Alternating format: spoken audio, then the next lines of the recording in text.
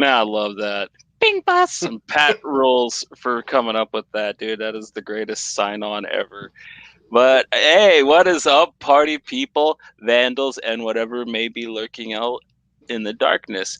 I'm Ted Danson. You may know me from TV. Like, if you ever want to go to a place where everybody knows your name, you're probably not going to have much luck at my house, but I'm Ted Danson. And joining me tonight is, of course, Joe Pocket, man, you can find me at Joe Pocket, 00 Joe Pocket on Twitter. I don't really do much other social media, so if you want to get a hold of me, that's pretty much the best place to find me. Right. Yeah, Twitter is the place to get a hold of Sir Joseph. And we have actually a really kind of cool, fun announcement for all the party people in the place to be. And that is we are doing kind of a sideshow aside from this one because we love a varied assortment of media. And Joe, like, what's up with this secondary show, man? What are we kind of cracking off with the... Well, aside from comics, we like a lot of other shit like movies, music, you name it. We'll probably anything that piques our interest, we'll give it a try on this other show called Buzz Bites. It's going to be a bit shorter format. It won't be as long as the usual hour and a half, 2 hours of this show where we talk about comics mostly. So like, if you want a shorter version of us talking shit about the stuff we love, then you guys should tune into the Buzz Bites. Right. And this next week, it's going to be really exciting because our first two episodes for this are going to be delving into probably one of the most important things in my lifetime, and that is old school punk compilations. We will be discussing Epitaph Records' Punkorama Volumes 1 and Volumes 2. Volume 1 on Monday, Volume 2 on Wednesday. We're doing a double episode. Start this baby off. It's going to be exciting. We're going to be talking about some of the greatest bands ever to bang your head to, man. NoFX, Rancid, the Kings of the Bay Area. I mean, you name it, we're going to be talking about it. And it's just, oh man, like the hype is real. Am I right, Joe? Oh yeah, that first volume is killer. I mean, that's me in my teenage years right there, man. All wrapped up into one album. Yeah, we'll get really deep into it on Monday. But yeah, I used to shred my days away, like listening to the second one. I'm so glad that you got me into listening to the first one, but we're going to get into all of that later on Monday. So please join us. It's going to be so much fun.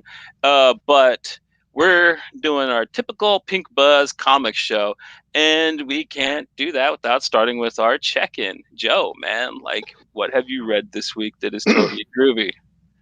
This week, I'll start off a couple Dark Horse books. I'll start with The Worst Dudes. That's Aubrey Citizen's new book, right? Like the Yeah. Cool. And I know what they're trying to go for. They're trying to go for like a weird, raunchy, kind of funny, bizarre space adventure extravaganza type thing. And it wasn't bad. I enjoyed the first one. I'm going to give it a few more issues to really decide if I like that one or not. And then the other Dark Horse book would be a book I love. I totally love is Jenny Zero issue 2. Pretty much almost as good as the first issue, man. It was awesome. I love this book. I can't say enough good things about it. The humor, the action, I mean, it's on point. I mean, if you want a fun book to read, go pick up Jenny Zero. I mean, it's great. Really good stuff. Then the last of the floppies I've read was Out of Body. That's an Aftershock book written by Peter Milligan. And the Miranda Inaka Miranda is the illustrator on that. He's one of the two brothers that worked on We Live. So it's a pretty interesting book. The first issue, it shows promise. Like they also drew Coffin Bound by Vertigo Comics, one of my last favorite Vertigo books. So yeah, like Inoki Miranda, like they rock. They're really good artists. Oh, yeah.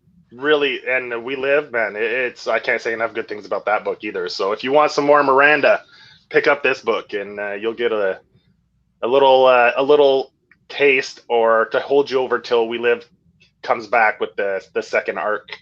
I read some digital books. I got into some of the Comixology originals.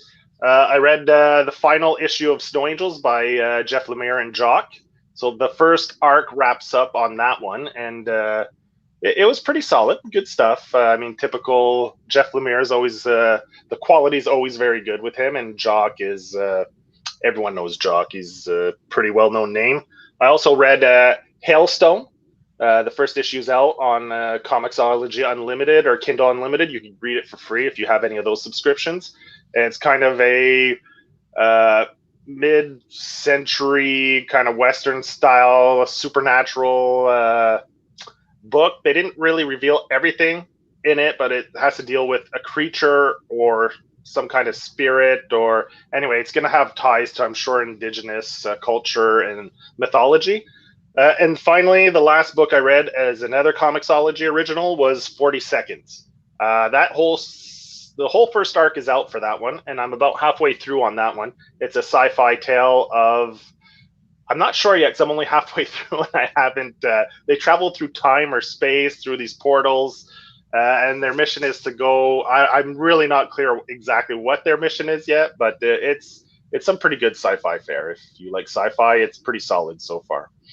And also, I actually watched some shows this week. Pat and I finished up Jupiter's Legacy on Netflix. It was pretty solid. We enjoyed it. Yeah, it was pretty solid. So I haven't read the books. I've just seen the show, so I can't make any comparisons to the actual original story. But the show itself, as it stands alone, was pretty solid. It's worth watching. Nice. And that's it? That's it, man. That wraps up my week. Well, that's a lot. You said shows, so I was wondering if you had another one. But well, my wife loves Lucifer, so we watched the first episode of the new season. So. Oh, there's a new season for that? Yeah, it just started last Friday. I think it just dropped. Yeah. Is it still a buddy cop show since it's gone to Netflix? Because I haven't seen it since it's left Fox. Yeah, it's still that buddy cop show love story. Is the Lispy husband guy still hanging around? I hate Deputy Douche. Has he gotten killed yet? No, man, he's still alive. He's gonna be there forever. He's gonna be straight up. That's my biggest worry for the show. As much as I am, because I love the comic books. I mean, like both the Mike Carey and the Dan Waters. I want to hate the show because it's such a deviation from what I love, but I can't because it's just kind of just this basic, simple, dumb fun show that it is a dumb fun. Yeah, that's it. That's the best way to describe it. It's dumb fun. You can't go in there expecting like a dark, creepy, like they go with a lot of the puns and it's silly, but it's funny. It's lighthearted and well, they got a great actor. That what's his name? James Ellis, something. The one who plays Lucifer, you're talking about? Plays Lucifer. Yeah, he's good, dude. He's hilarious. He does it well. He can sing like a mofo. I mean, like he is multi-talented. Yeah, like he definitely brings charisma and presence to the character for sure. Yeah, Chad, lay it on us, man. We're always down to get some recommendations. So yeah, go ahead and put in the chat what you read this week, brother. But so aside from what we're talking about this week, Johnny, what the hell did you read? Oh, for me, I've kind of had a hell of a week. I don't want to get into it, but I didn't get as much done as I would like. But I did get Jordan Thomas's new Kickstarter book, Weird Work, the PDF for that, him and Shaky Kane's thing. It's really fun. I love Kane's art, and yeah, it's just Mike Allred-esque, a little more gritty, kind of spoof noir. I don't even know what to even call that type of comic. It's just fun. It's just a fun comic about crime. Yeah, I mean, it is what it is. You know what I mean? Like, it's very cartoonish. There's like duck people and all kinds of stuff running around in it. So, I'm all about the fun comics, man. I just like good, lighthearted, fun, good time.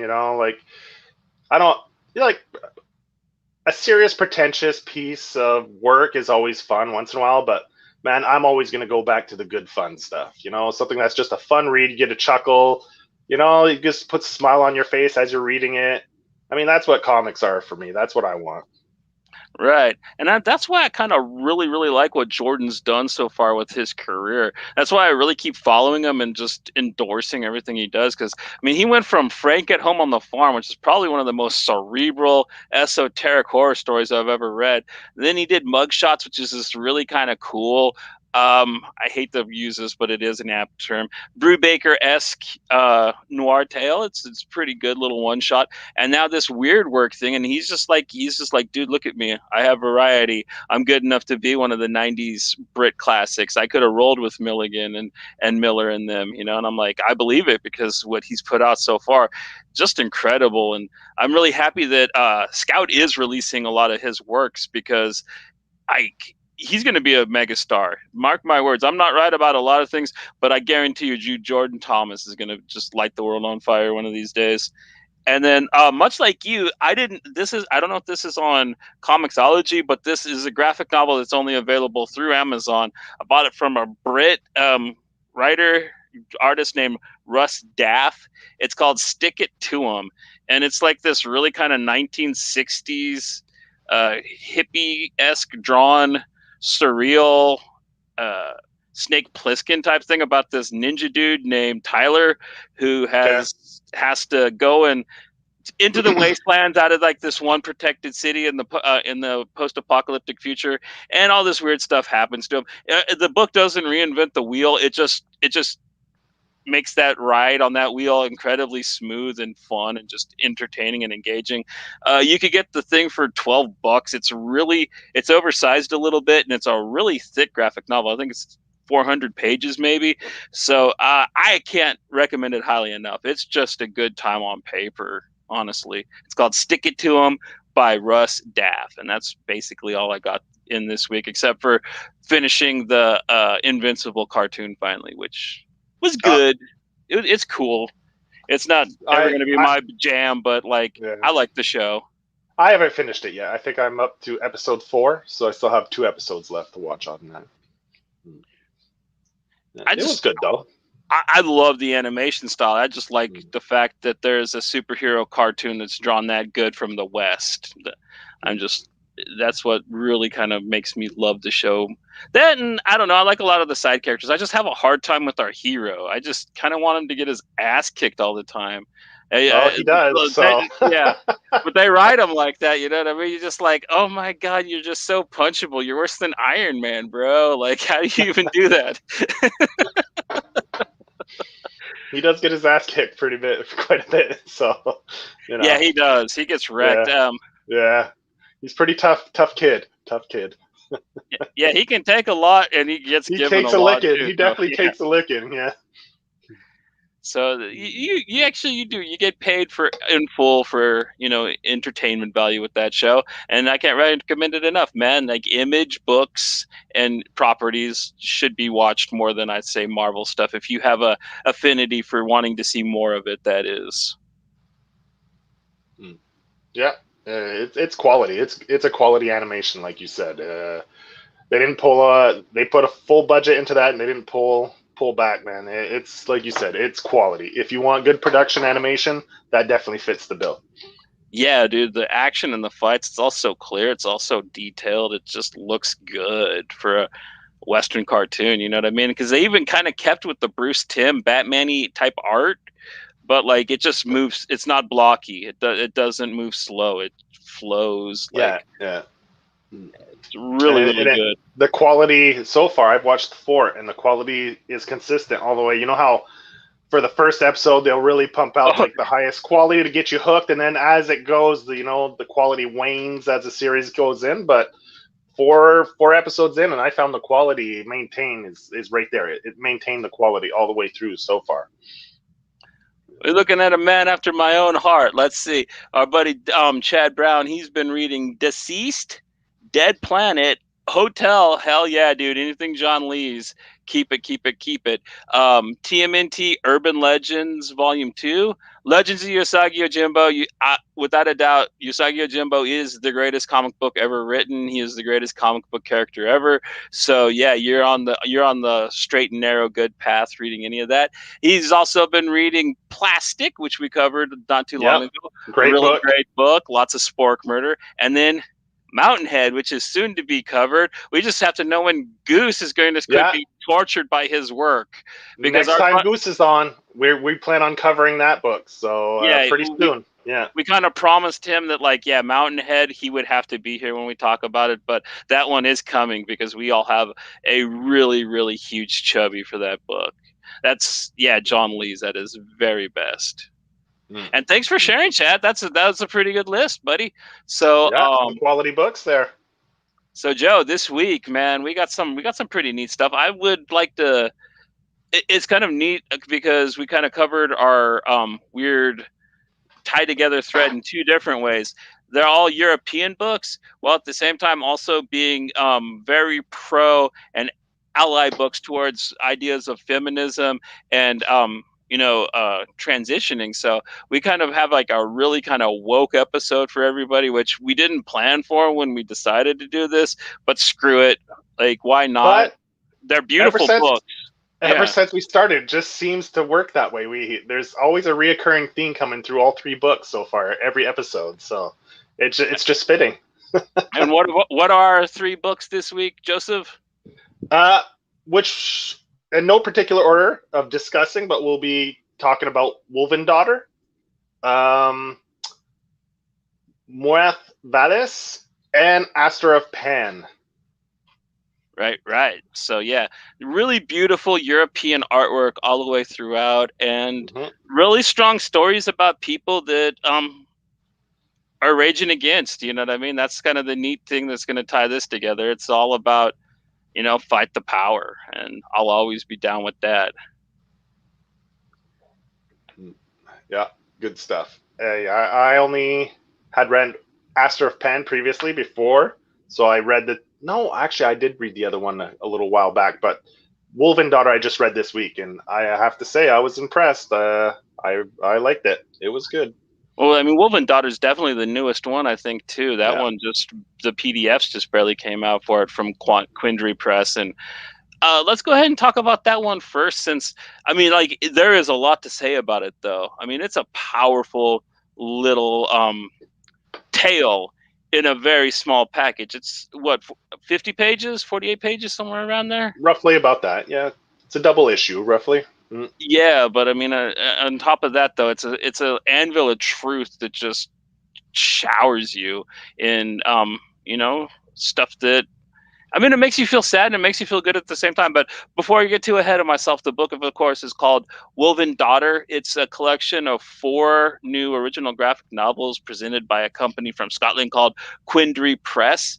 I backed it on Kickstarter just because of how neat and interesting all the art styles looked, and the fact that basically everybody involved in all the projects were LBGT plus. And I like to support that kind of thing. So I got these, and when they came in, they were actually even better than I could have ever admitted. And of course, this one is my very favorite. It is written and drawn by a person that goes by the name Ver, and oh my goodness, just with their artistic talent alone, like, this kid's going to be a star. I mean, they have the potential to just take it to the moon, but they can write like a mofo too. Like, Joe, we were kind of talking before the show about some of the themes that really got to us. Like, what really touched a chord with you from this book right off the bat? One major thing that stood out for sure was the underlying theme of how, as a species or whatever, we're doomed to repeat the same mistakes over and over again without fail, and we just never seem to learn from the past, and we just repeat those same mistakes in the future. And that was a big theme that was very evident in this book for sure. Yeah, exactly. And one of the things I liked best about it was reoccurring for both sides. It wasn't like that the people that were trying to pass the message were getting their message across any better than the people that weren't understanding it. It was a general misunderstanding that would never get sorted out, no matter how many times they do the dance too, which I find kind of oddly tragic about the book, but it's realistic as hell. So it actually made me give it more of a thumbs up, because I'm like, I mean, as fucked up as that is to actually kind of consider, it is the truth. Yeah, and it's the sacrifice of the daughter as well, where I don't know, because parts of the story are a little ambiguous, and how the sacrifice she gives to try to teach a lesson where she can't literally tell the people the lesson they're trying to teach them, like of perseverance, through hardships you become stronger, like it's all these little things that trying to help people, but it's done in a way that is, how would you say it, uh like like they just don't understand, and take so much away from them, and they don't learn anything. They just lash out, and then the Rebuild. cycle starts over again. Yeah, exactly, from both sides, right? Like, the daughter is reborn through another vessel, and then the town rebuilds, and they repeat the whole pattern all over again, from both sides. Exactly. And also, I like that there was kind of a neat way to look at the way that how radicalism in itself is addressed. Whereas people think that, like, hey, dude, don't you see what I'm doing here? It's a good thing. It's going to help everybody. But the people that, like, you just kind of burnt their world down, they don't understand that at the time. And maybe the next generation will get what the flame dog means, you know what I mean, what the Mm-hmm. destruction means, because at some point the cycle is supposed to make sense to everybody involved. But at this point, the people are just still too ingrained into their own little small petty culture, that they don't understand what's going on in the bigger world around them. And when it comes and it bites them and it burns their house down, that we lash out and react, as it's human nature. But at some point, we might have to stop and be like, hey, why are these guys showing up and Why? trying to Yeah, burn our world down? that's the What big can we do to issue. get them to not do this? Yeah, that's the big issue in this story, is no one asks the question why, and digs a little deeper. Why does this happen? All it is action reaction, right? And no one stops and takes a step back and says, okay, why is this happening? Why did this flame dog creature show up and do this? Like, where's the logic in all this? And no one ever stops to ask that question. And I think that that's where this book just really, really hits home. Like, I remember getting through it and I'm like, dude, that was only 48 pages. I mean, look at all I have to unpack from that. That is incredible. It is a masterwork of its form. I don't even know how you put that much story into so few pages, but Ver is a goddamn master at the form at this early in their career, in my opinion, to be able to tell a story like this. And, basically, like you said, a double issue. Mm, yeah, it was good, and the art is beautiful. Like, I can't say enough about how beautiful this book is. It's really well done, and I don't think there's a single panel in this book that disappoints from a visual standpoint. No, it all shines. It all kind of reminds me a little bit of Emma Rios from Pretty Deadly. Kind of some of the more kind of violent scenes remind me of her violent scenes, but yeah, I really expect and hope to see a lot more from this creator, because it's visceral, it's truthful, it's beautiful, and it's unashamed of what it is. You know what I mean? It's not trying to tell you that it has an answer either. It's just being like, dude, we got to find this out together. And I love that there's even people still asking that question, still trying to get that from their fellow people. Not just trying to be the And flame dog burning everything down. yeah, and visually, like the design visually of these characters is just amazing. Like the fire wolf creature is beautiful, and the wolf daughter too. Like her design with the hood, and it's great. Like I can't say enough about how beautiful and how great the visuals are in this book. Like, just alone, like, even if you don't read it, just get it and flip through it just for the illustrations, because they're wonderful. They're beautiful. Yeah, I talked to the person who kind of runs at least the Kickstarter campaign, and they let me know that after they fulfill the campaign requests for the books, they will be available online at the Quindry Press web store. I think they're $8 a piece. They're going to be hardbound little editions of it. And I recommend buying all 4 of these, man. The Birchwood Helm is also a very, really cool book about identity and not being afraid of who you are and just accepting that shitheads exist in the world. There's The Witch and What They Saw, and that's just a really neat romance sci-fi book that's also got some dark fantasy to it. Like, all of these books are kind of one of a kind. Like, I haven't read anything else that's like any of these Quindry Press books, and I think that, like Joey said, yeah, man, when these things are available for everybody else to get their hands on, like, dude, get these, because the binding form is all beautiful. Like go to Quindry Press and check out the the run. Like, they're quality looking books, and the art is not going to disappoint you in any of No, these at all. Wonderful, top notch, like out of the park. Yeah. Right. And zipping right along, we're going to cover, how did you pronounce the name of my favorite graphic novel by Mr. EPHK? I like the way you said it. Mawrth Valliiis. Mawrth Valliiis. Mawrth Valliiis. Probably Valliiis. Probably more like it. Yeah, I'm not German, so I don't know. I can't pronounce shit. It sounds a lot better than the way I say it. So yeah, Mawrth Valliiis is how we're going to be saying it, by EPHK. Yeah. And dude, this thing is just what I look for in comics.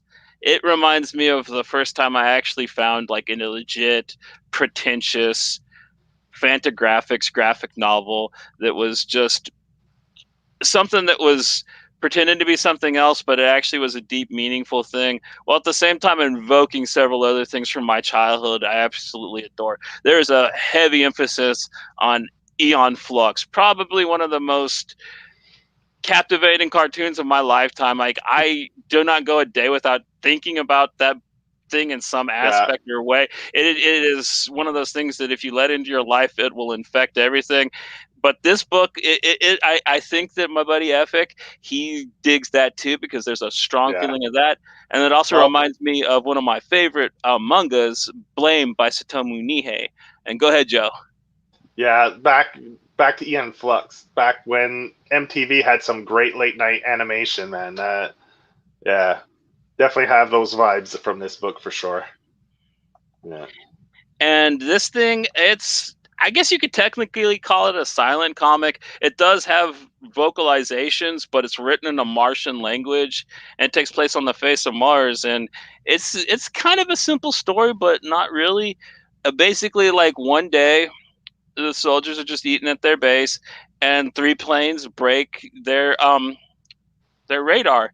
So they send 3 planes of their own up, and after that, a majority of the book, I mean, I'd say a good 10, 15 pages of this really, really neat dogfight, just put together in this really beautiful, surrealistic graffiti art style, and it's just lovely.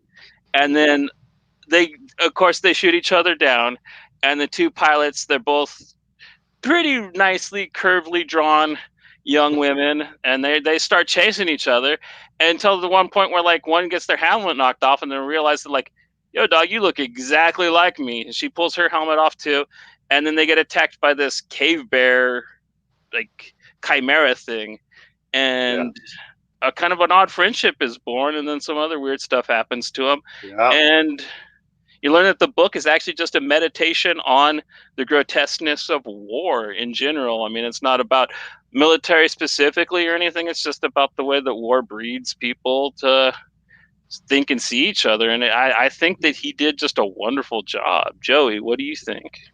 For sure. Like, it definitely goes from the point of view of how we like to find differences in each other, but don't focus on the similarities that we have amongst ourselves. And by, like, the scene where you said, where they take off the helmets, where they think they're so much different, but really they realize they're the same. They probably have the same issues, like, in their family lives outside of the war. They probably deal with all the same bullshit each other does, and they're not that much different, you know? And it takes something stupid like, hey, you look just like me, for them to realize that this is another person that has the same problems, same issues as me. And this book, I find, also touches on the issues about how we are used as pawns by higher ups or higher powers, how we're disposable. You know, like, we're not as important as, let's say, someone who's higher up or placed. Like, we're just, like I said, pawns in a bigger game where we're just disposable pieces, and we're just an afterthought in the grand scheme of things. And so why should we fight amongst ourselves when the people we're fighting for respect us less than probably the people we're fighting against in the front lines? So I don't know. It's definitely something to think about, and it's some of the scenes in it are pretty harsh later on as they reveal kind of what the grand scheme of things is, and it makes you think a little bit. Like, maybe we should stop and think a little bit and question what people in authority are asking us to do, to whom and why. You know, it's not always clear. Right.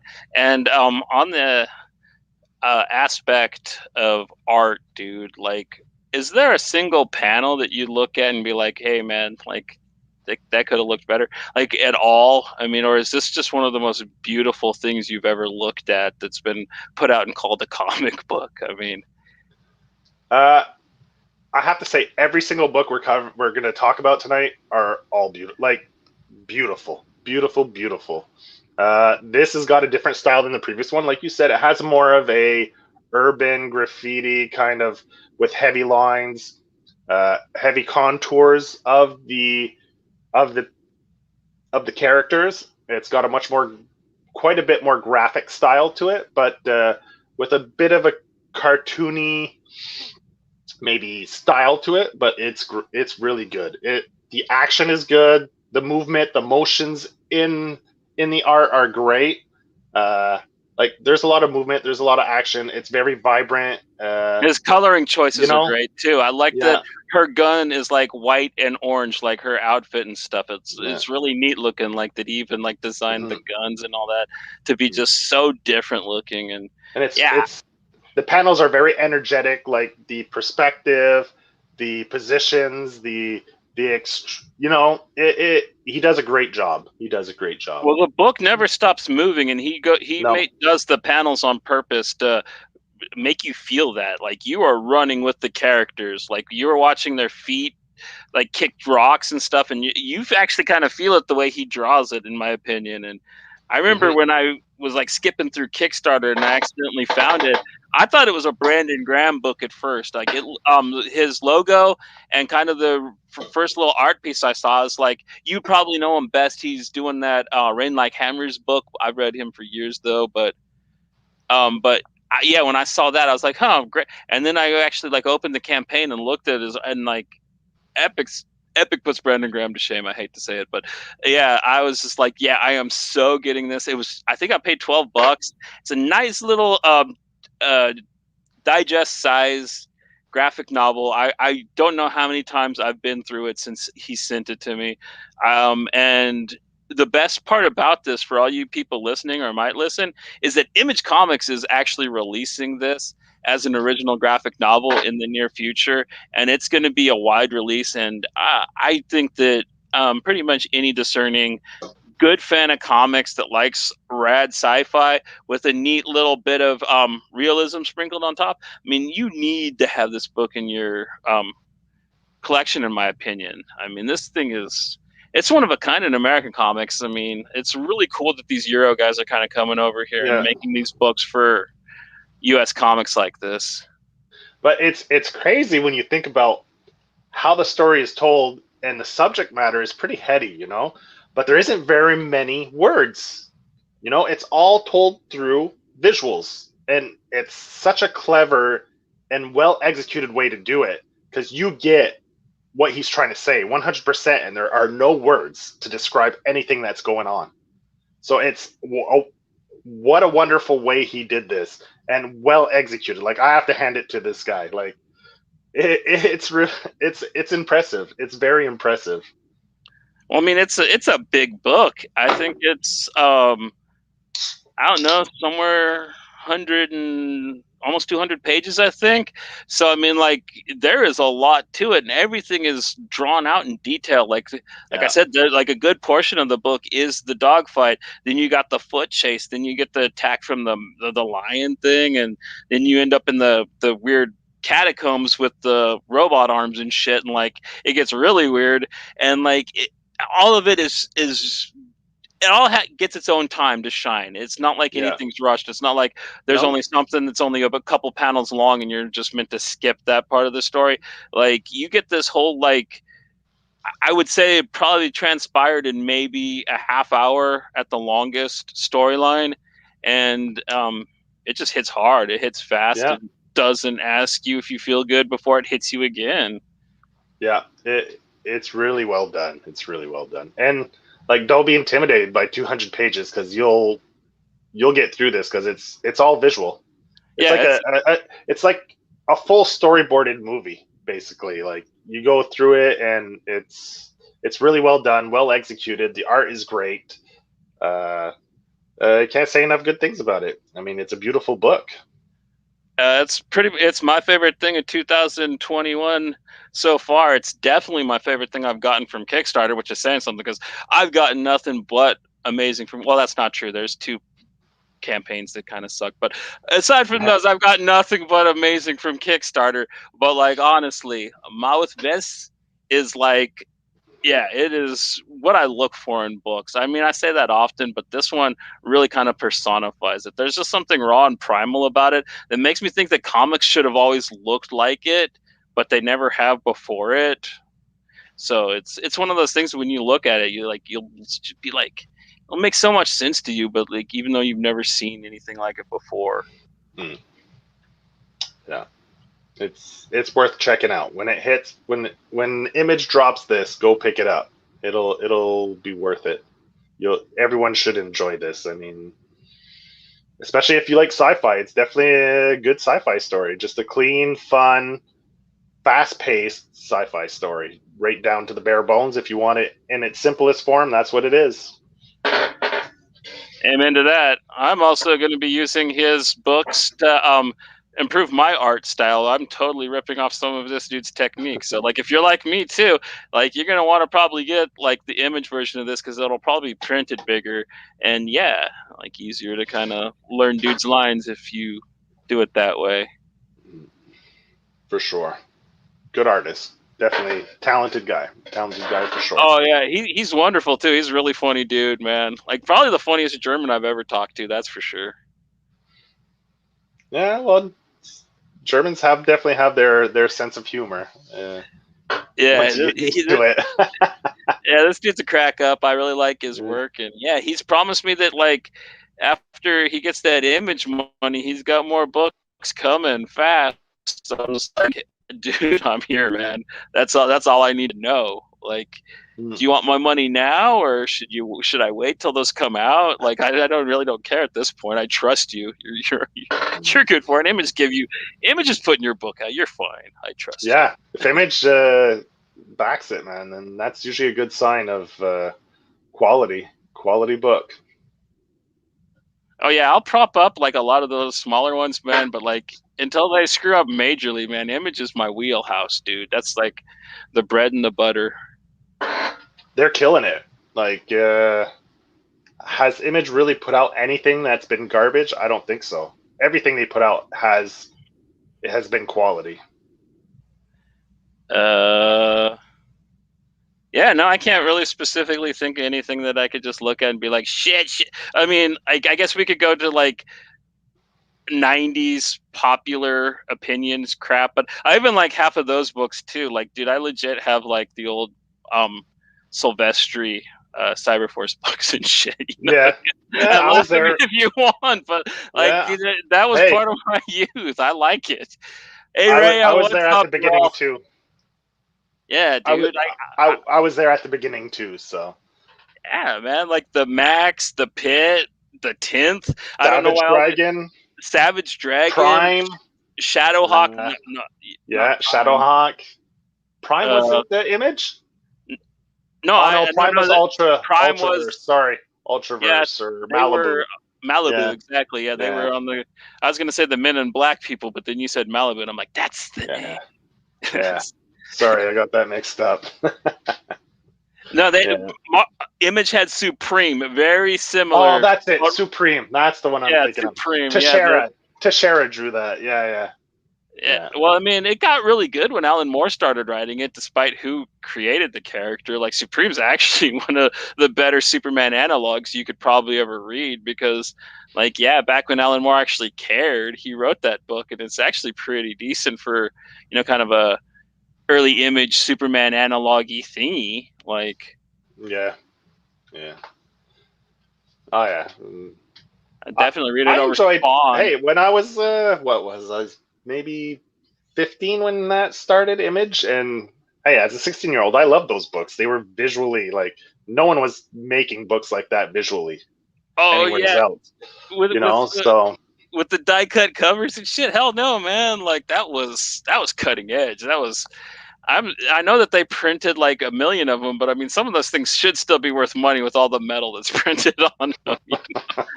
Just like for recycling fees alone or something. yeah. Fuck, if I run out of foil paper to cook on the barbecue, I'll just pull out a few Image books and Yeah, rip the foil off those covers.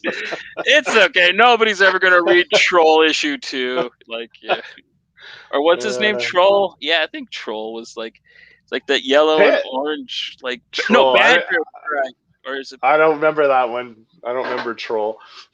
They Yeah. had a lot of really like low hanging fruit like shit characters that they also put out in the early days, and I think one of them was called Troll. I might be wrong, but they've come a long, long way though, They man. Like, have let's just like, say, but back then, indie books. I mean, now indie books. It's crazy how much exposure they get now, thanks to social media, Twitter, Kickstarter.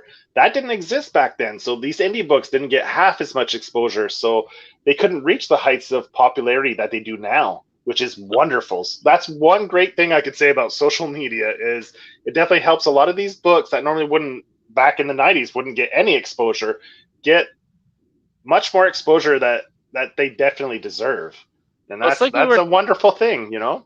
it's like we were talking about with the music, man. Like how you Mm, actually would have to go to the stores and search out for those records, for those groups that you were yeah, interested in that weren't like Pearl Jam and shit. That's the way it was even worse for comic book stores though, because yeah, like you would go to one and like they would have a couple Comico books, but like yeah, they didn't have them all, so you would have to like try to plan to find another comic book store to go to yeah. and hopefully try to find so you can finish your early Grindel collection or something like that. And it's Mm, such a pain. And there were such good books too, but like mm, there weren't nowhere near as many labels as there are now, which no. I kind of really like. And like some of the stuff that some of these labels are doing for the kids now, I know maybe some older heads might complain, but I think it's neat because some of these fucking kids actually have something interesting, something decent to say, and I like that.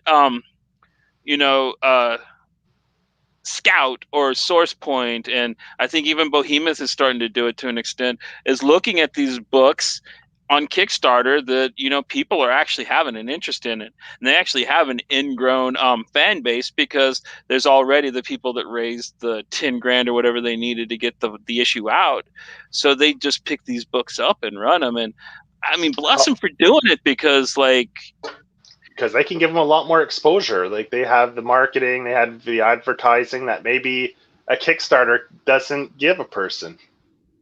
oh hell no! I know some people that have been on Kickstarter for 8 years and can't get anybody to look at their books still, which is sad. And I try to help them as much as I do the kids that I can tell that are like, yeah, that guy's so going to be writing at Vault next year, but whatever, that's just kind of how it is with anything, like back to music. There's some bands that you listen to and you're like, dude, these guys rip the shit out of any of those radio bands at their own style. Why didn't they ever get played? And like that's how it is with some of these comic book artists and writers and stuff too. Mm, for sure. It's all about timing, marketing, exposure. Like you got to have the perfect storm. But it's easier to try to track that perfect storm now with social media and all the tools at their disposal. Back then, oh my God, it was hard. It was hard for people to get the word out, and Well, it what's was much. rocking is all these companies have their own stores. Like you don't buy Scout off of Amazon. You don't buy SourcePoint off of Amazon. You don't buy Behemoth off of Amazon. You got to go to them to buy it.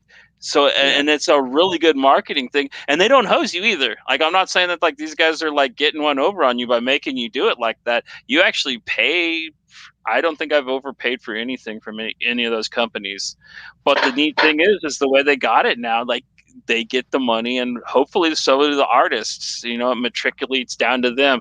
I never believed in Reaganomics, but I don't know. It might work in comic book companies. I'm not sure. We'll see. We'll see if this can keep up, because I think smaller press publishers that they're having their heyday right now, because I mean, I haven't bought this many indie books ever in my life. It's insane. Like my indies outnumber my big two by 3-1 easily each week. Yeah, I've been like that since '97, but yeah, I know I'm weird. But yeah, well, the one thing that I can say though is I am worried about some of their sustainability, because after COVID, there's going to be a snap to this bubble, and like a lot of the kind of for sure big money days are going to be over for some of this stuff. And we're probably going to get half of these companies sticking around by the time all's said and done. But I think some of the ones that made the wiser decisions, like say the Scouts, the Source Points, and the Behemoths, are probably going to be a couple of the ones that are around, along with the Image ain't going nowhere, Dark Horse ain't going anywhere. IDW I'm always worried about, but they seem to be all right, because I just saw that they bought a couple new IPs again. So I'm like, are you guys broke or not? Like, what is up, IDW? I was here to...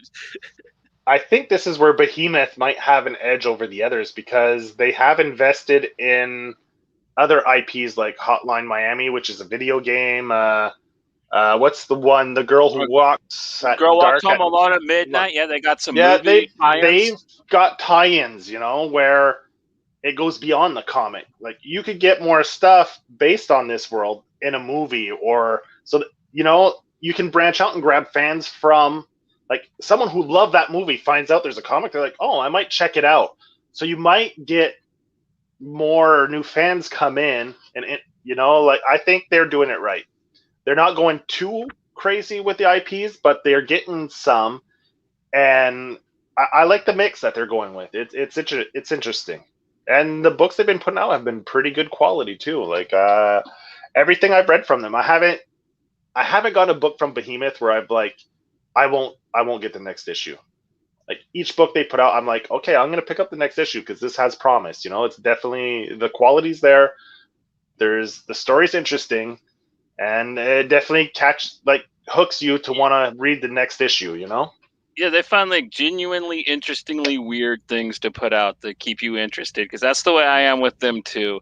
Like, of course, they got me early on with the tie-in books, because I love Girl Walks Home Alone, one of my favorite films. The little two-shot, it's wonderful.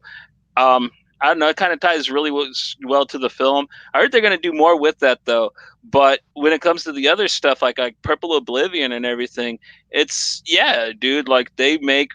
If you like movies that, like, say, a company like Arrow would be releasing from the 80s or 90s, then dude, Behemoth's your label, because they kind of put out like, movies you'd expect, comic books based off of movies you'd expect to see Nicolas Cage in, which is always a good thing in my opinion. And that's kind of what Behemoth has going for them right now.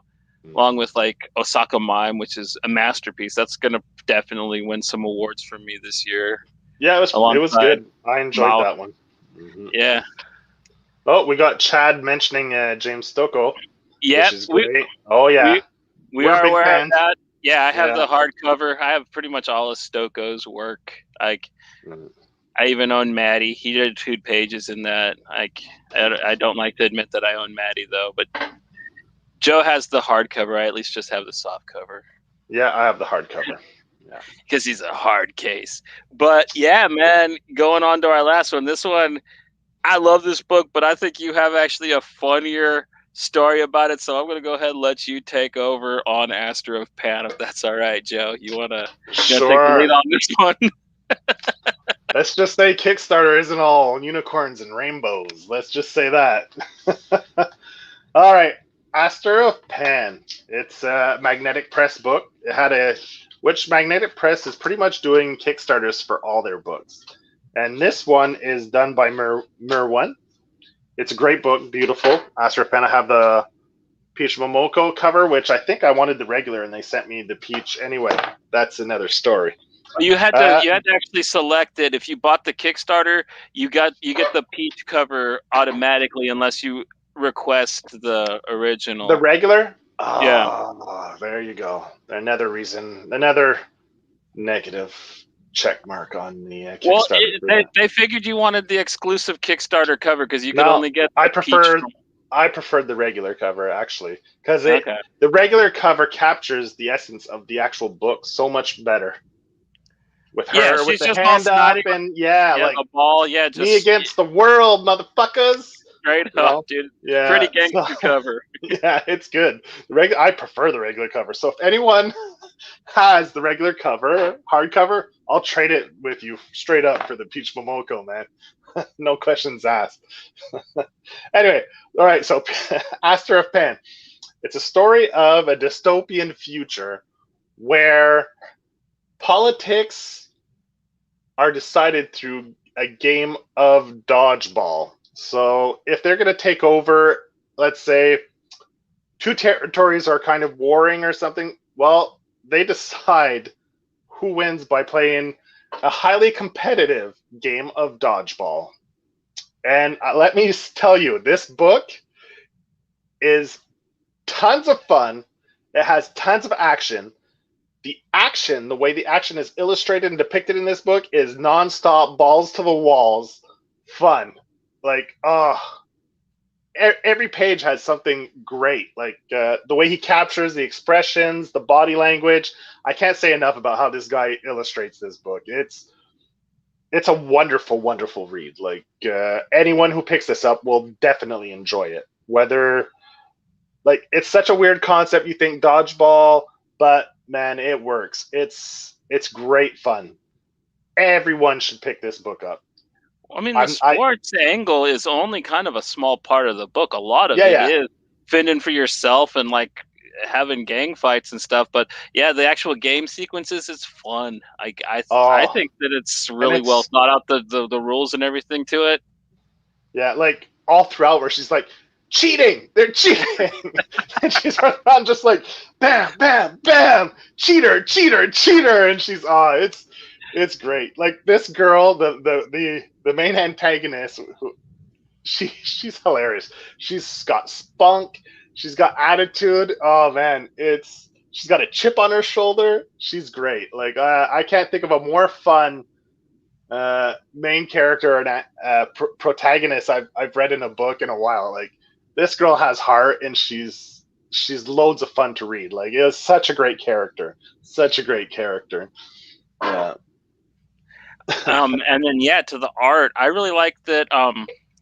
This is the first book of Merwan's I've actually read. I'm a huge Euro fan, and this was actually a pleasant surprise of mine. I'm mistakenly responsible for you even buying this Kickstarter because, of course, I found out they were running Euro books on Kickstarter, and I made a big thing about it, and I was so happy. And it is a good book. I'm really happy I talked you into buying it, even though you had a hassle. I'm happy.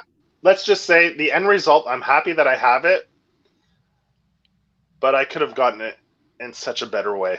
Yeah. Back in their Kickstarter, let's just say that. Or I could go into detail. We could go into detail after we're done talking about the book itself. Because this show is about Kickstarter. So it's like I said, Kickstarter, we got to tell people, Kickstarter isn't just wonderful. Like, you can get some lemons on Kickstarter, you know? Yeah, I mean, we'll get to it after we kind of talk about the book a little more. But the difference between what I have to say, campaigns and campaigns by people that are making the books themselves in their bedrooms, it's way different what you get from them. My issues with the Kickstarter has nothing to do with the book itself. It has to do with the company that made the book. Right. But the book itself, the creator, amazing. Like this book, I Yeah. can't recommend. I can't. It comes highly recommended. Get any. Don't be confused by. Anyway, I'm not going to talk about it now because I don't want people to be confused and think it's a bad book, because this book is wonderful. I can't recommend it enough. So pick this book up. We'll get to the issues I had about the Kickstarter afterwards. But yeah, one of my favorite things is he almost has a manga style to his artwork. It's almost like you get a whole world's worth of artistic flair in this title, because it has that, you know, that the really nice Euro colors that I'm used to, but some of his characterizations, they're almost straight from Japanese comics, which I kind of thought was a neat way to take it, because, you know, I'm a fan of world comics and I like seeing other styles represented in other people's works, and it was great to see a French artist, you know, rely heavily on that type of artistic style. And yeah, dude, the way that he just draws the snottiness of Aster, there's nothing else you could call her. She is snotty. And her adventures, I mean, like, this book, it's huge, it's really thick, it's a nice read. That, like, it doesn't seem long, though. You will get through it in one sitting and you'll have a blast with it, but it Yeah, is a sizable trade paperback. yeah, And it's beautiful panel to panel, like, and it, like, much like the two books we talked about, it doesn't slow down or stop either. I don't remember any parts that really drag. I think actually the ending, like the little when they do the little ending monologue part, not monologue, but they had that one last scene, I think that's the only mm-hmm. type of time where the book kind of almost steps on a break, you know. That's Mm-hmm. And when I read it, I'm sure Merwin, or he must have played handball when he was younger, because when I was younger, I played a lot of handball, and a lot of these action scenes where she's running and jumping, like it's straight like if you're playing handball, like, and I loved it, like the scenes. And like there's one scene where just the way because you can use the ball to block other balls, where she jumps in the air and she puts it behind her back, uh and the ball hits and she like sticks her tongue out at the same time. Like there's just so many little panels and scenes that are just funny as hell, and like her attitude and her character's personality just shines through, and like he does a wonderful job. Like it's so heartfelt, this book, all the way through.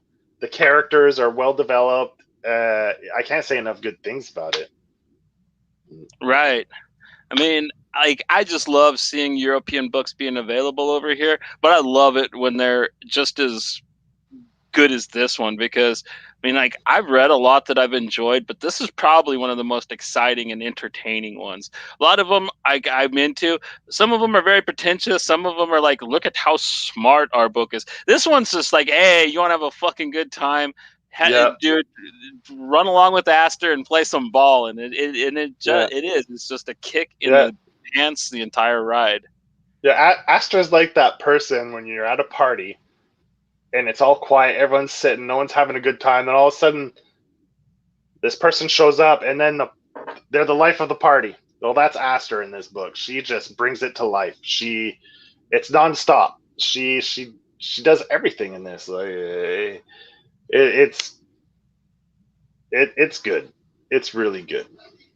I can't say, I could say it a million times how good it is, and I couldn't say it enough, even at a million times if I said it. Yeah, I mean, because I've seen this plot done a few times in film, like, you know, Rollerball Yeah, has the yeah, same yeah, for storyline, sure. Death Yeah. Race and stuff. But, like, I'd say this book is probably my favorite take on the scenario of, like, this is how world peace is maintained through a goofy sports in a Mm-hmm. post-apocalyptic future storyline. Is it's like right there with we're going to be talking about in a little while, anyways, with when Matt gets back. But yeah, you know, what's it called? Turbo Kid. It's right there Turbo on that Kid. Yeah. Turbo Kid level of just like exciting. It's not quite as gory, but like it's No. definitely as pulse pounding and exciting. Yeah, like this is definitely a family friendly book. There's nothing in it that's mature, or like this is something your kids could enjoy. It's a great book, and it has a pretty positive message. Like, I would recommend this could be a bedtime story for your kids. Like, it's great. It's entertaining for all. I'd say it's an all ages book. It's a YA book that's great for adults and young people alike. If it's a YA book, I didn't realize it was one. So if it is one, it's that good that, like, if you're a jaded old bastard that avoids YA, you won't even know you're reading one, because I did. Yeah, I mean, it's about self-discovery. It's about, I mean, it's got a little bit of everything. It's got a little bit of a love story. It's got, politics, and it's a wonderful book, and it's got so many little subtle, intricate little stories interwoven within, like you said, the big action-packed sports dodgeball scenes. It's fun. It's really fun. Right. Well, before we kind of get into the turmoil of, say, Kickstarter, I'm going to address some of the things asked in the chat by our buddy Chad. He is asking if we have ever read Ebdon Press comics.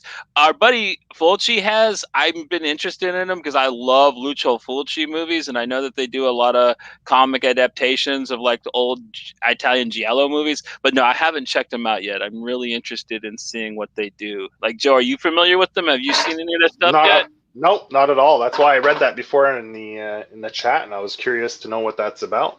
Yeah, they do. Like, they did a comic for, like, Lucio Fulci's The Beyond. I think they did one for House Next to the Cemetery and Zombie, and I think they've done Suspiria and maybe Tenebrae comics for, like, Argento movies. Actually, Matt just recently tracked down a book from I think them. He was talking about the other week. Yeah, I think the Phantasm book was. I think it was written by the guys that do those Ebdon Press, but I think it's not actually from them, which I'm jealous of, because I'm a Phantasm fanatic. So, like, I'm gonna break into his house, Tom Cruise style, down from the ceiling, and steal that shit. Hell yeah, man! And then he's asking, have we ever read Lady Killer? Yes, dude. And it is a must read, dude. Joelle Jones brings it all the way home with her beautiful tale of the beautiful suburban housewife in the 1950s that just guts dudes because it's the cool thing to do. It is so beautifully rendered. It's probably one of the my top Dark Horse books of the past 5 years, next to, say, like, all the Black Hammer stuff and, like, Death Orb, maybe. Yeah, Joelle, she's solid. She draws the lady so hot. Like, I'd let her kill me too. You know what I mean? If she was all Jackie O. Like, she's on right now. She's on Wonder Girl, and I read the Future State Wonder Girl that she did, and I enjoyed it. I thought it was pretty fun, playful. Sassy a little bit. I don't know. I mean, I enjoyed it. Is she drawing it or just writing it? Both drawing and writing. Yeah, that's check it out. I love the way she did Catwoman.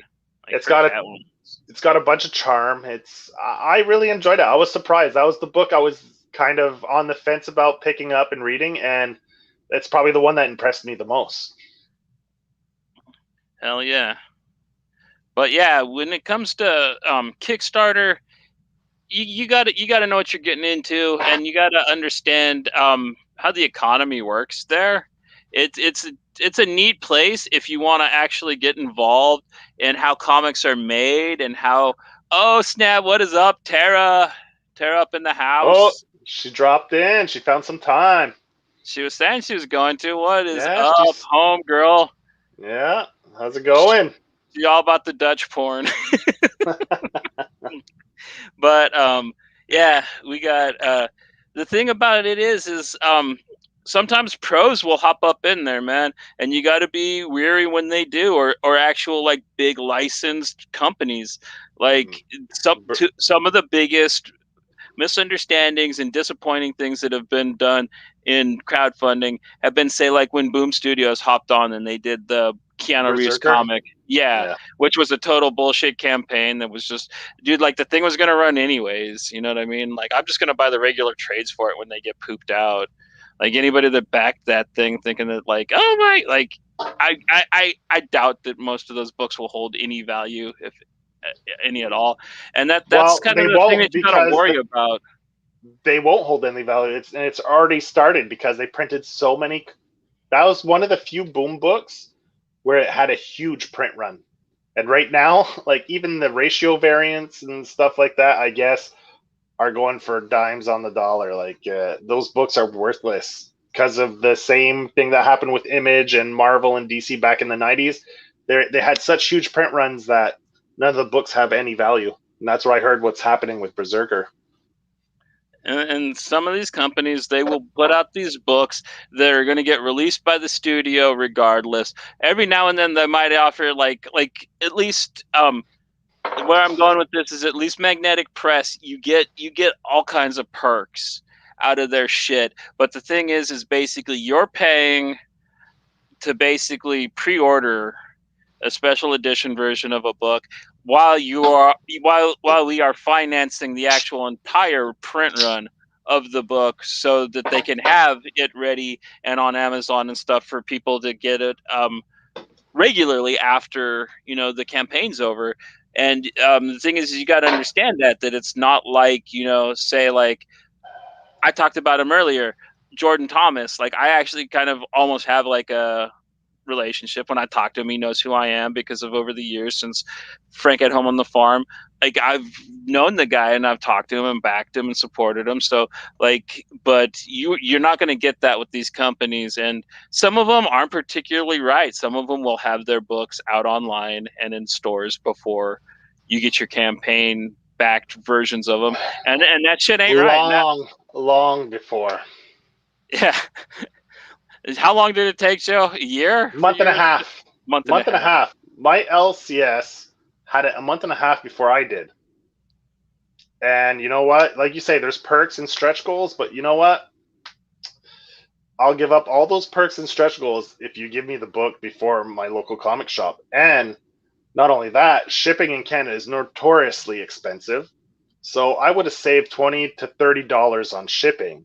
So I'm paying an extra $20 to $30 to get a book a month and a half later than my comic shop would have, which would have cost me $20 to $30 less.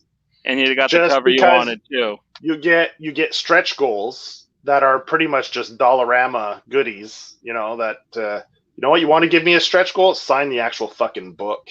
Then I'll find it. Then it'll be worthwhile for me. If there's the fucking signature, not a book plate that's signed, but sign the fucking book. Then I'll be like, okay, I'll wait a month and a half and pay $30 more, but my book is actually signed on the inside, not some fucking book plate or, like, I don't know. I have issues with that, and now I know how Neurobellum works, so I will never back another Kickstarter from them ever again. I mean, it's fine if you guys like the stretch goals, you like getting these little dollar store trinkets thrown into a box to come with your book, but, I'm all about the book. So send me the book on time and give me something that's of value to me, like signed by the creators. That's of value to me. These little pins and patches that cost like 50 cents, 20 cents to make in China that you throw in a box has no value to me at all. Like, I want the book, I want the stories, and I want to get them as soon as possible. And if that means going through my LCS, then I'm going to do it. But I was not aware that pretty much every single one of Magnetic Press's books will be solicited in the Diamonds previews. So, and you will get it sooner than if you back their actual Kickstarter. And that's what I did. I ordered Love because I thought that was interesting when I saw the Kickstarter. And I was like, I'll hold off. And I ordered it. That's I already the one have about it. The dog, right? Yeah, the Mastiff. Yeah. And I have it. I left it at the shop because Dom, the guy who works at the shop, wanted to read it. So I was like, oh, keep it, read it, and I'll pick it up next week.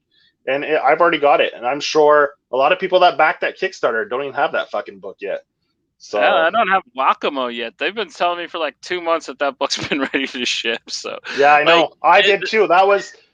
I backed that one till I got Wise, and now I'm still waiting for it. And I know a lot of people have already gotten it through their comic shops or Amazon or so. Like the clock, they're on the clock right now.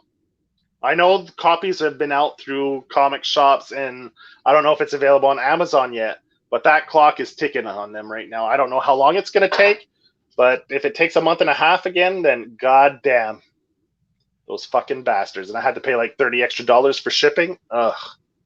Yeah. No, it gets expensive. Like I paid $60 for a $30 book, right?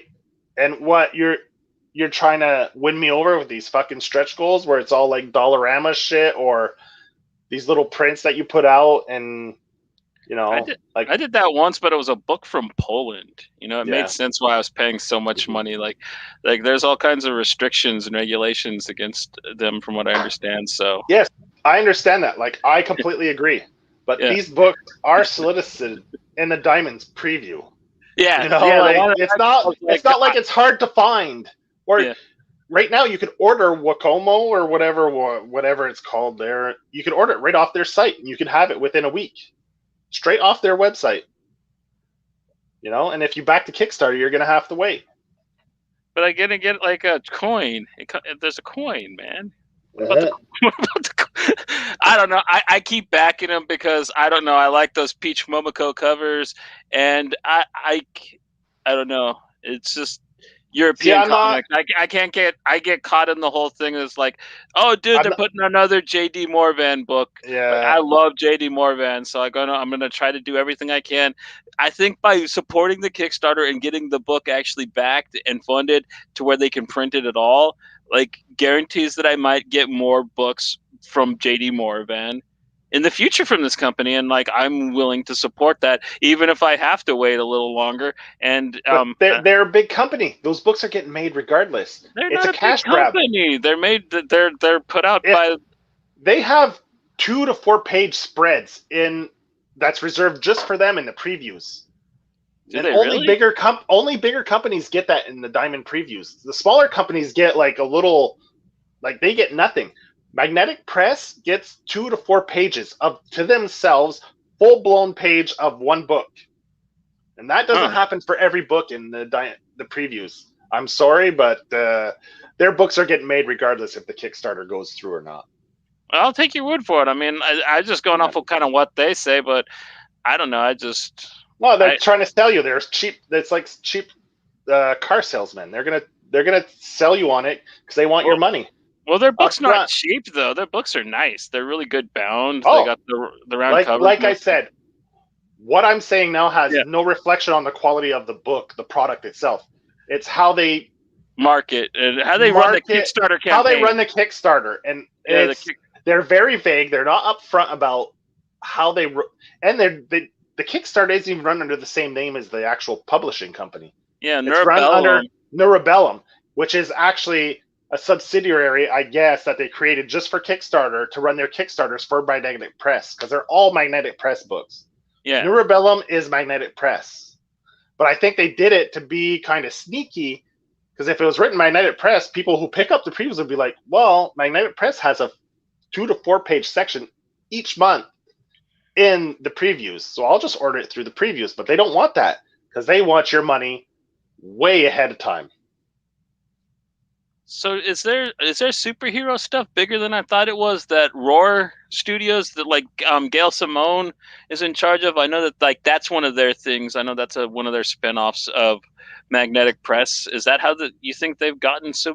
I'm just trying to think how this company got so big, because I remember they just came out of nowhere a couple of years ago and started putting out Morvan books in hardcovers. I remember when Zaya and Nadja came out. I think those were the first 2 books they released.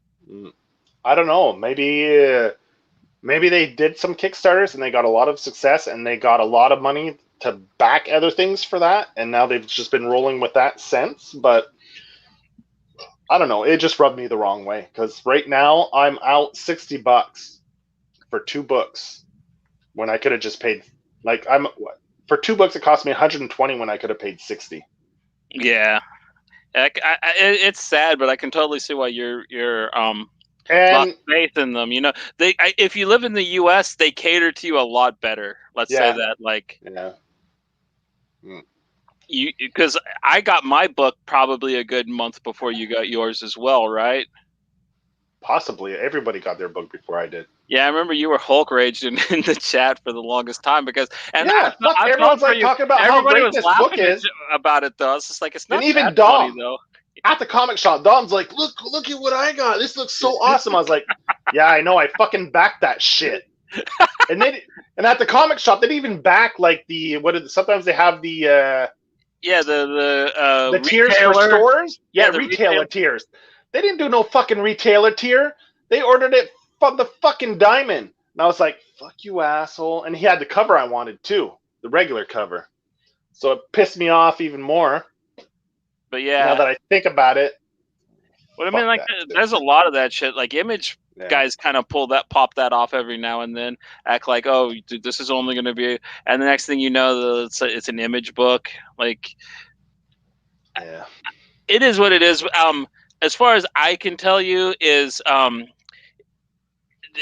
what I said holds true for most labels, except for Comics Tribe. They keep it on the up and up. Of course, they ship from Australia, so even if you're in the U.S., you're paying some shipping for their shit. But yeah, Tyler James runs really good campaigns, and like, yeah, books like Sync and Wailing Blade and the stuff that they put out is definitely wouldn't get made without our money. And there's some of the better books that are out right now. Some of them, like there's a couple Montreal creators. So the guys right in my backyard that like my LCS won't get those books at all. So the only way to get it won't be solicited in the Diamonds, and I'll support that every day of the week, right? Because the only way to get it is pretty much through the Kickstarter, or you go on their private creator sites or whatever. They have their own sites where they sell their stuff through it, which doesn't get much traction either.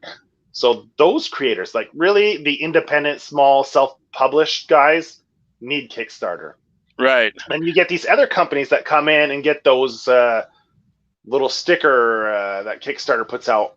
What do they call it? Our favorite projects or whatever. Projects campaigns. We love. Projects we love. Are all these like fucking big-ass companies like Noctera and stuff. These guys don't need those stickers. They're getting they're getting more than enough. Like, I'm sorry, but Scott Snyder doesn't need that little fucking Projects We Love sticker. He's a fucking known name. Yeah, him or Tony Daniels. I mean, like, we're talking about, like, Tony Daniels is like a super veteran, and at this point, I'd call Scott Snyder a straight up veteran. I mean, he's been almost 10 years at least, or maybe over 10 years at this point. And that dude's been writing for a minute. That fucking Boom book with fucking Keanu Reeves' name tied to it. And that Keanu Reeves, Matt Kent, and Ron Garney. Oh, we put a sticker. Not an indie book, dude. Projects We Love, where all these fucking guys that are fucking hitting the pavement and fucking blowing people in back alleys to try to get their fucking books out. You know, give these guys the fucking sticker of Projects We Love. You know, they're the ones who fucking need it. And I found, like, Kickstarter's become a big business now, just like anything else, you know, like, and the small guy's gonna be left in the dust because, you know, and I understand it's nice to get that money up front, so I can understand why, like, a guy like Snyder or Boom will come there and get that money up front. It's nice to have that in your pocket before the book's even released. I understand that. But the thing about those books is they get a lot of money that ain't from people that normally back Kickstarters too. Mm-hmm. They're bringing in new buyers that probably only just buy that crap. You know what I mean? Yeah. Because to tell you the truth, because like I look and our buddy Lane Lloyd, the God Puncher guy, he has his new Kickstarter coming out. That thing funded really fast. And aside from, I mean, like, I love the guy, he's huge, but aside from doing a cover of Transformers and having one of his prints be in a Black Hammer issue, he's not known. But like, he's a viable part of the community, and his books fund super fast, which is great. But then again, you will have guys like Jeff Lemire and Matt Kent and what's his name, with the Psychic Detective book, and I'm like, dude, come on! Everybody knows that Dark Horse is going to end up putting this out when it runs, or somebody is, dude. There's no way. The Cosmic Detective, the Jeff Lemire book. Yeah, and I was just like, why is this on Kickstarter, dude? Like, you guys could get this put out.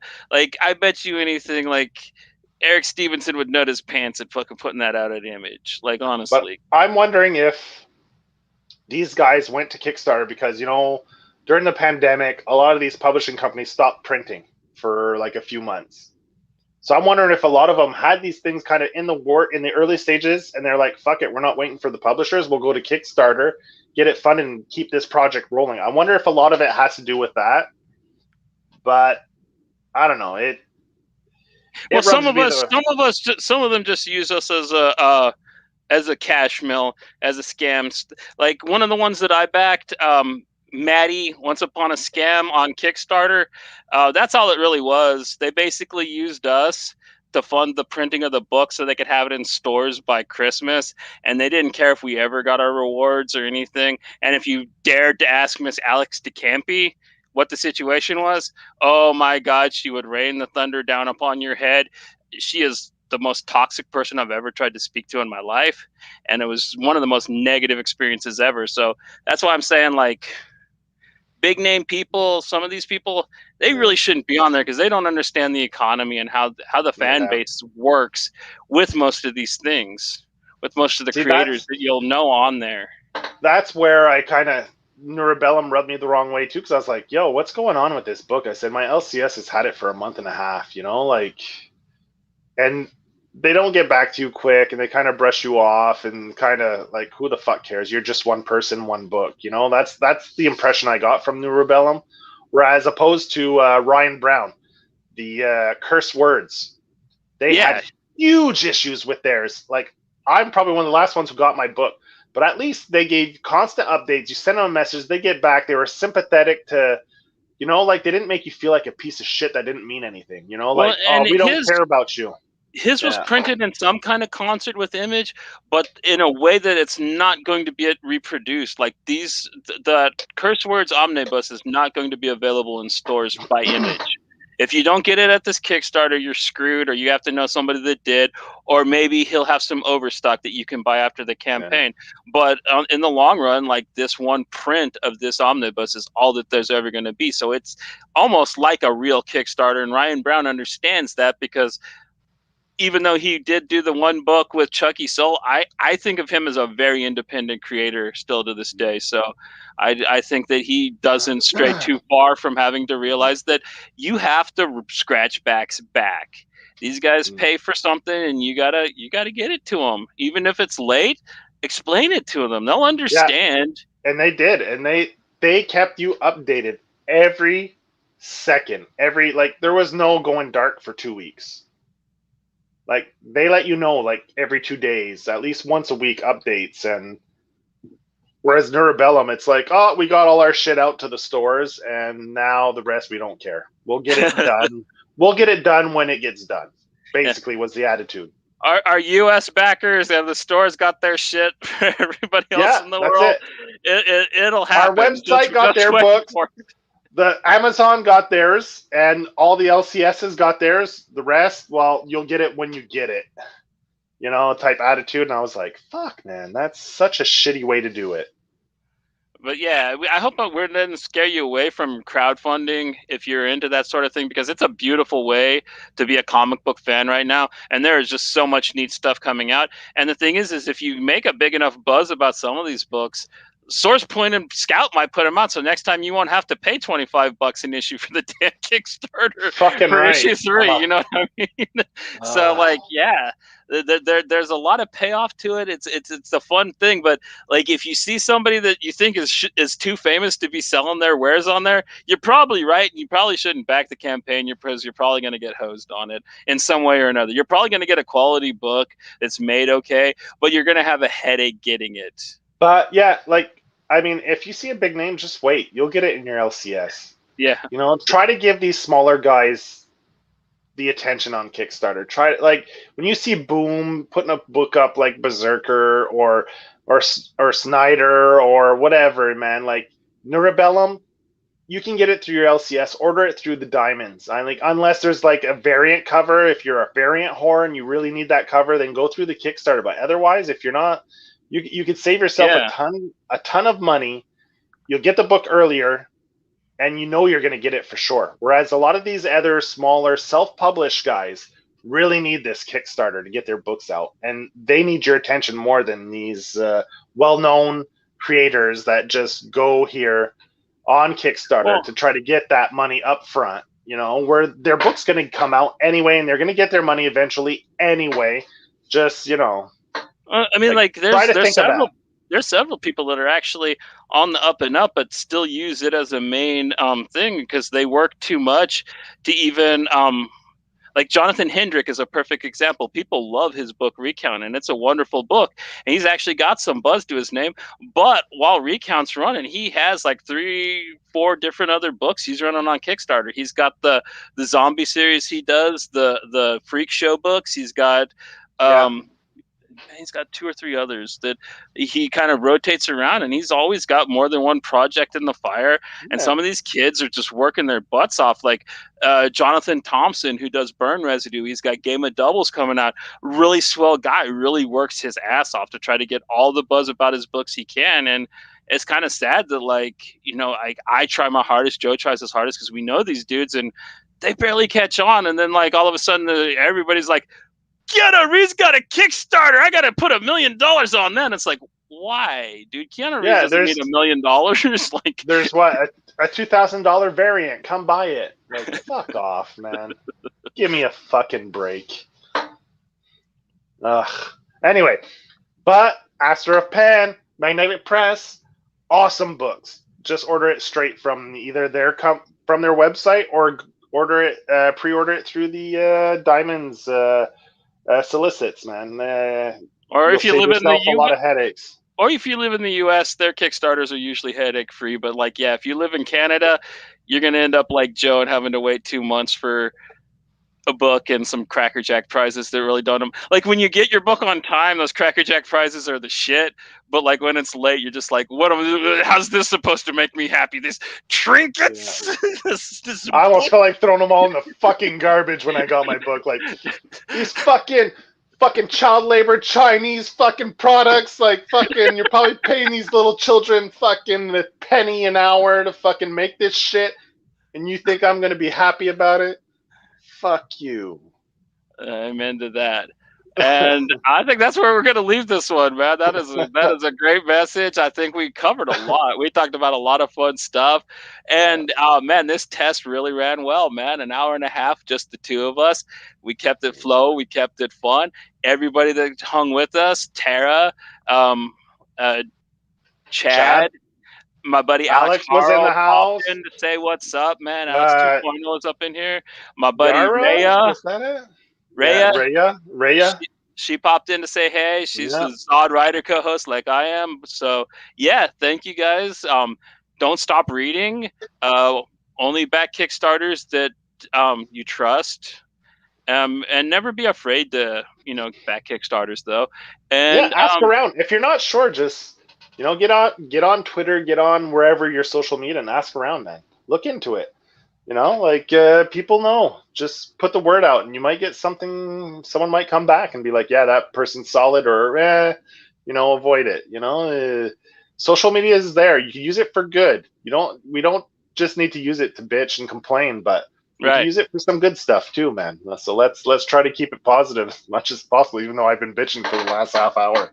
Well, it's good. Like, I'm glad that I finally got to vocalize about the Maddie situation. So it's wavy gravy, man.